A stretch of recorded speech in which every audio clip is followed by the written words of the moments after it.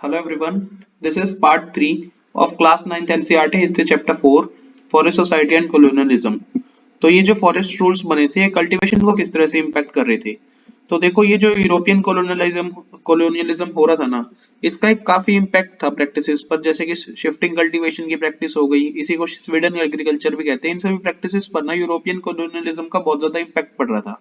तो ये जो शिफ्टिंग कल्टीवेशन होती है ना, ये ट्रेडिशनल एग्रीकल्चरल प्रैक्टिसेस है एशिया के काफी पार्ट्स में, अफ्रीका और साउथ अमेरिका के भी काफी पार्ट्स में, और कई लोकल नेम से जाना जाता है। जैसे कि साउथ ईस्ट एशिया में इसको लेडिंग कह देते हैं, सेंट्रल अमेरिका में मिल्पा, और अफ्रीका में तवी या फिर चितमन कह देते हैं, श्रीलंका में छेना कह देते हैं, और इंडिया में ध्या, पेंदा, बेवार, नेवाड़, झूम, पोदू, खानदाड़ या कुमरी अलग अलग नाम से जाना जाता है स्वीडन एग्रीकल्चर को। शिफ्टिंग कल्टीवेशन में होता क्या है, फॉरेस्ट के कुछ पार्ट्स को ना बारी बारी से काटा और जलाया जाता है। सीड्स जो है ना, उसको ऐश में मतलब राख में ही बो देते हैं, उगा देते हैं फर्स्ट मॉनसून रेन्स जब हो जाती है ना उसके बाद, और फिर क्रॉप्स को हार्वेस्ट कर लेते हैं अक्टूबर नवंबर के टाइम पर। इस तरह के प्लॉट्स जो है इनको कुछ सालों के लिए ना कल्टीवेट किया जाता है और फिर इनको खाली छोड़ देते हैं 12 से 18 साल के लिए, ताकि फॉरेस्ट इधर वापस उग जाए। और फिर देखो एक मिक्सचर ऑफ क्रॉप्स जो होती है ना, मतलब अलग अलग क्रॉप्स का मिक्सचर इन प्लॉट्स पर उगाया जाता है। सेंट्रल इंडिया में और अफ्रीका में ये मिलेट्स ज्यादा यूज होता है, मिलेट्स हो सकते हैं ज्यादातर। ब्राजील में मेनियक, और दूसरे पार्ट्स जैसे कि लेटिन अमेरिका वगैरह हो गए, इधर मेज या बीन्स उगाए जाते हैं। यूरोपियन फॉरेस्टर्स जो थे ना, इन्होंने इस प्रैक्टिस को हार्मफुल बताया फॉरेस्ट के लिए। ये इनको ऐसा लगता था कि ना ये जो कल्टीवेशन के लिए लैंड यूज हो रहा है ना इस तरह से, जिसको बार बार जला देते हैं, इसको फिर ना रेलवे टिम्बर का पेड़ जो होता है ना, उसको उगाने के लिए फिर यूज नहीं कर सकते।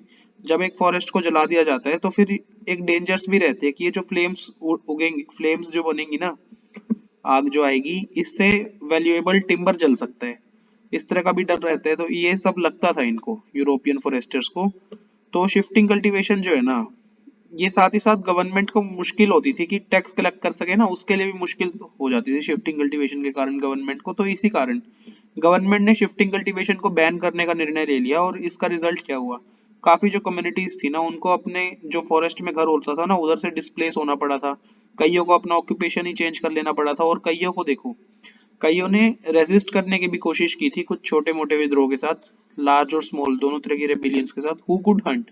तो ये जो नए फॉरेस्ट लॉज थे ना, इसमें जो लोग फॉरेस्ट में रहते थे उसकी लाइफ को एक और तरीके से भी चेंज किया था। फॉरेस्ट लॉज से पहले कुछ जो लोग होते थे ना फॉरेस्ट में, फॉरेस्ट के नजदीक के एरिया में, ये डियर को हंट कर लेते थे, पार्टरिजेस को हंट कर लेते थे, या फिर अलग अलग तरह के छोटे जानवरों को हंट करके जीते थे। लेकिन ये जो इनकी प्रथागत प्रैक्टिस चलती आ रही थी ना, अब इसको फॉरेस्ट लॉज ने प्रोहिबिट कर दिया।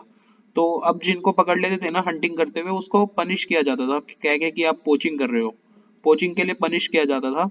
लेकिन देखो ये जो फॉरेस्ट लॉज थे ना, इन्होंने लोगों का जो अधिकार होता था ना, जो वो लोग करते आ रहे थे हंट, इससे लोगों को रोक दिया। तो हंटिंग जो है ना, बड़े बड़े जानवर जैसे कि शेर, चीता, बाघ, इन सब की हंटिंग एक स्पोर्ट बन गई थी।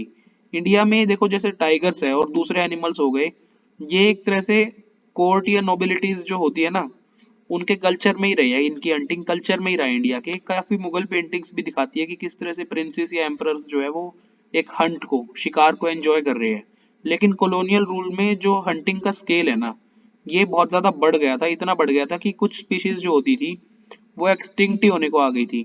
ब्रिटिश लोगों को क्या लगता था कि ये जो जानवर जैसे कि वाइल्ड एनिमल हो गया ना, तो ये जो बड़े जानवर होते हैं ना, ये एक वाइल्ड सी सोसाइटी, एकदम प्रिमिटिव, मतलब स्टार्टिंग होती है ना एकदम आदिवासी टाइप की सोसाइटी का साइन है। इनको ऐसा लगता था ब्रिटिशर्स को, जिस जिस सोसाइटी में ये जानवर होते हैं।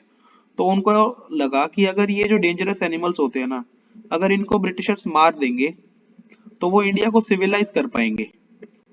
तो उन्होंने देखो क्या प्रैक्टिस शुरू की, उन्होंने टाइगर्स, वुल्व्स या फिर दूसरे बड़े जानवर जो होते हैं ना, तो उनको मारने पर इन्होंने रिवार्ड देना शुरू कर दिया, कहकर कि ये ना एक कल्टीवेटर्स के लिए एक थ्रेट है।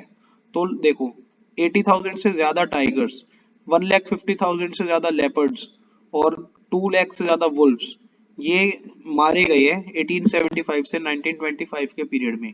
ग्रेजुअली टाइगर का हंट एक बहुत ज्यादा स्पोर्टिंग ट्रॉफी, मतलब एक बहुत मतलब बड़ा काम, जैसे इज्जत देने वाला काम, इस तरह से एक स्पोर्टिंग ट्रॉफी की एक ट्रॉफी है टाइगर। तो हमारी इस जंगल में मारना ना, टाइगर को मारना है बस, इस तरह से टाइगर का हंट कॉमन सा हो गया था, अच्छा लगने लग गया था राजाओं महाराजाओं को बहुत ही ज्यादा।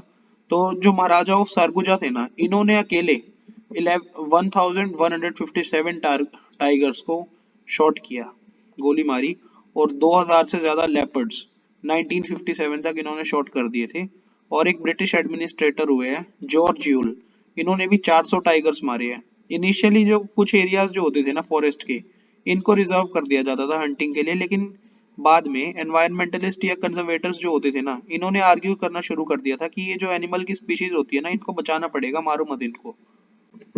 New trades, new employments and new services.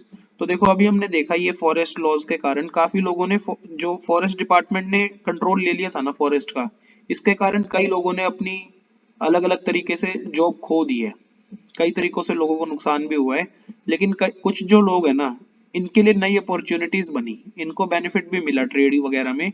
तो काफी जो कम्युनिटीज थी ना, इन्होंने अपने ट्रेडिशनल ऑक्यूपेशंस को छोड़ दिया और फॉरेस्ट प्रोडक्ट्स में ट्रेड करना शुरू कर दिया।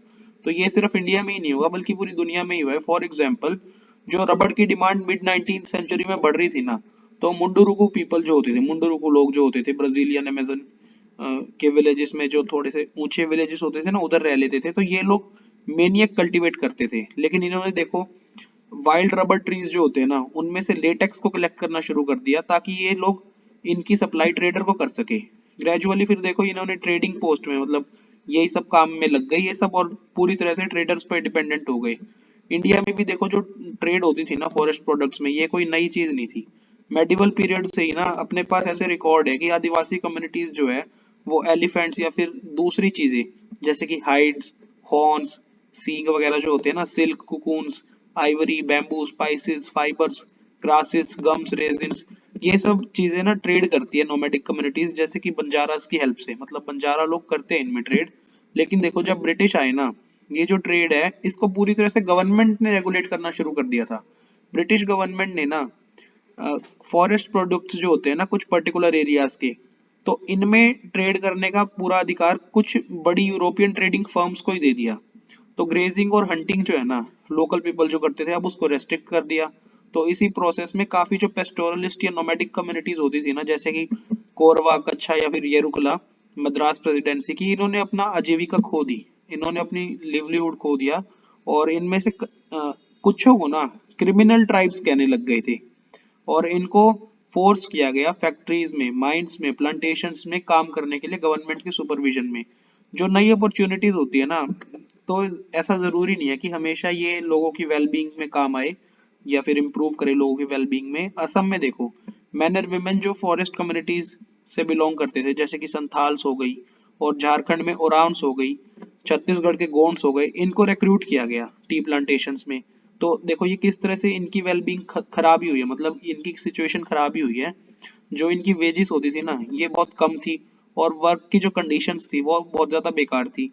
वो अपने होम विलेजेस में इजीली नहीं रिटर्न कर सकते थे, जहाँ पर उनको रिक्रूट किया गया है ना, उधर से रिटर्न करना मुश्किल था। तो इस तरह से काफी दिक्कतें भी हुई है। तो इसी के साथ हम चैप्टर का ये वाला पार्ट खत्म करते हैं, इससे आगे का चैप्टर हम नेक्स्ट सब्सिक्वेंट पार्ट्स में करेंगे। Thank you.